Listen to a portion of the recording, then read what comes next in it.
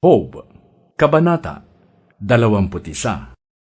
Ang sagot ni Job, pakinggan ninyong mabuti itong aking sasabihin. Ituturing ko nang ito'y pag-aliw sa akin. Ako muna'y inyong pagsalitain, at pagkatapos nito, saka na ninyo laitin. Di laban sa tao itong aking hinanakit. May sapat akong dahilan kung bakit hindi makatiis. Tingnan ninyo ang itsura ko.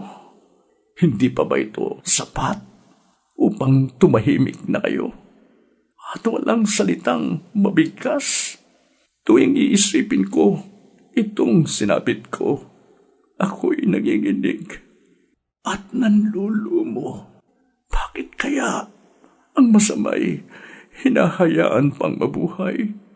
Tumatanda pa at nagtatagumpay. Mayroon silang mga anak at mga apo. Naabutan pa nila ang paglaki ng mga ito. Hindi pinipinsala ang kanilang mga tahanan.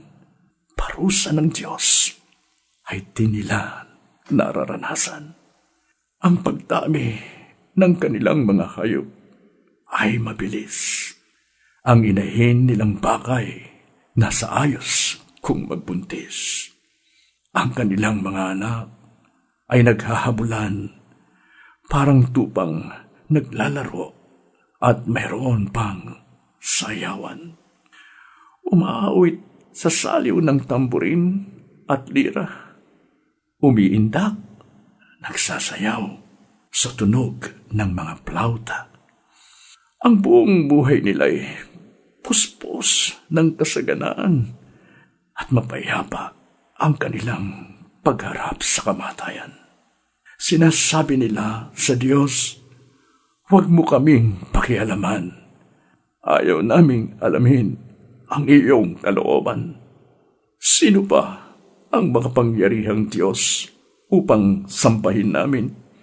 At ano pang mapapala kung sa Kanya'y mananalangin?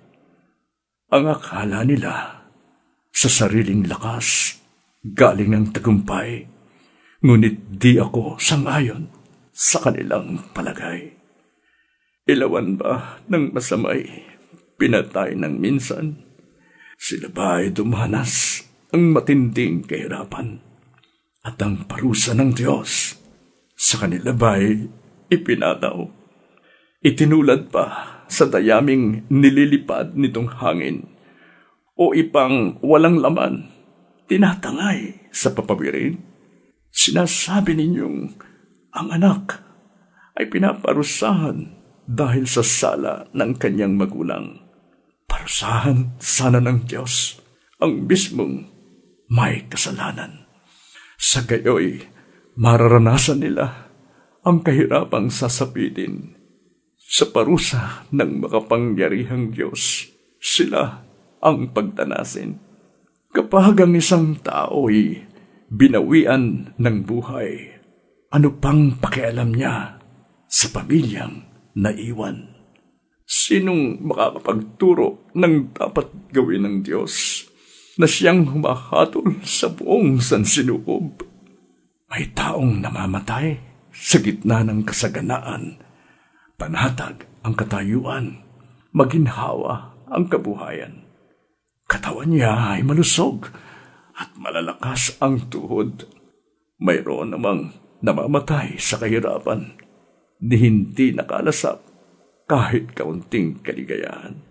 Ngunit pareho silang sa alabok na hihimlay at kapwa inuuod ang kanilang katawan. Alam ko kung ano ang pinabalak ninyong gawin at ang masamang iniisip ninyo laban sa akin. Tiyak na itatanong ninyo kung nasaan ang tahanan ng taong nabuhay sa kasamaan. Hindi ba ninyo na itatanong sa mga mandalakbay? Mga ulat nila ay hindi ba ninyo pinaniniwalaan? Sa panahon ng kahirapan at kasawi ang palad, di ba't ang masama ay laging naliligtas? Sa kanyang kasabay, walang nagpapamukha, walang naniningil sa masama niyang gawa. Kapag siya ay namatay at inihatid na sa hukay, maraming nagbabantay sa kanyang libingan. Napakaraming sa kanya'y maghahatid sa libing, pati lupang hihigan niya sa kanya ay malambing. Ngunit, pang-aalim ninyo'y walang kabuluhan, pagkat lahat ng sagot ninyo'y pawang kasinungalingan.